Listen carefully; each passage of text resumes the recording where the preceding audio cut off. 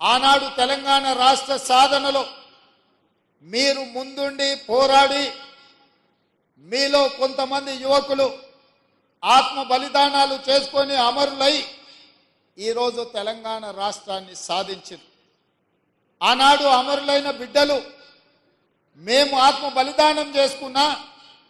మా తమ్ముల్లో మా చెల్లెల్లో భవిష్యత్ తరాలకు ఆదర్శంగా నిలబడి ఈ రాష్ట్రంలో మా ఉద్యోగాలు మాకు వస్తాయి, ఆ ఉద్యోగాల ద్వారా భవిష్యత్ తరాలకు సంబంధించిన దళితులు, గిరిజనులు, ఆదివాసీలు, బలహీన వర్గాలు, మైనారిటీల పిల్లలకు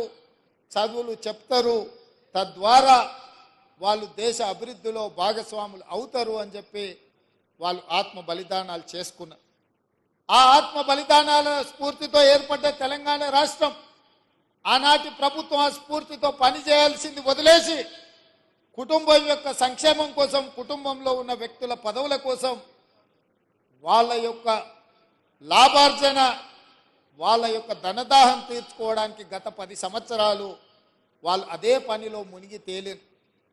ఫామ్ హౌస్ మత్తులో వాళ్ళు ఉండి లక్షలాది నిరుద్యోగ యువకుల యొక్క ఆకాంక్షలు నెరవేర్చడంలో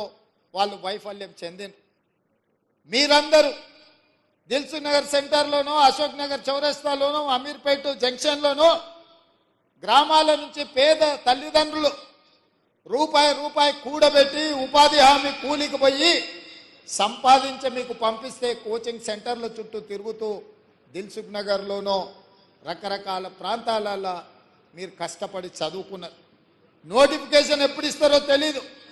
పరీక్షలు నిర్వహిస్తే ప్రశ్నాపత్రాలు ఏ జిరాక్స్ సెంటర్లో తేలుతాయో తెలీదు, ప్రశ్నాపత్రాలను ఎవరు దిద్దుతారో దిద్దే వాళ్ళ మీద నమ్మకం లేదు, ఫలితాలు ప్రకటించే వాళ్ళ మీద విశ్వాసం లేదు. ఈ రకంగా అపనమ్మకంతో అసలు ఎప్పుడు ఏం జరుగుతుందో తెలియని పరిస్థితుల్లో మీరందరూ కష్టపడి కొట్లాడి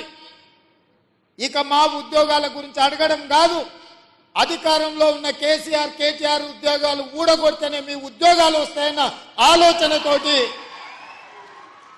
ఉద్యోగాలు అడగడం మానేసి తండ్రి కొడుకు, మామ అల్లుడు, కూతురు తండ్రి ఉద్యోగాలు ఊడగొట్టింది. కాబట్టి 3 నెలల్లో 30,000 ఉద్యోగ నియామక పత్రాలు మేము మా మంత్రివర్గ సహచరులము ఇవ్వగలిగినము అని అంటే ఇందులో మీ కృషి ఉన్నది, మీ యొక్క కష్టం ఉన్నదని చెప్పి నేను నమ్ముతున్నాను.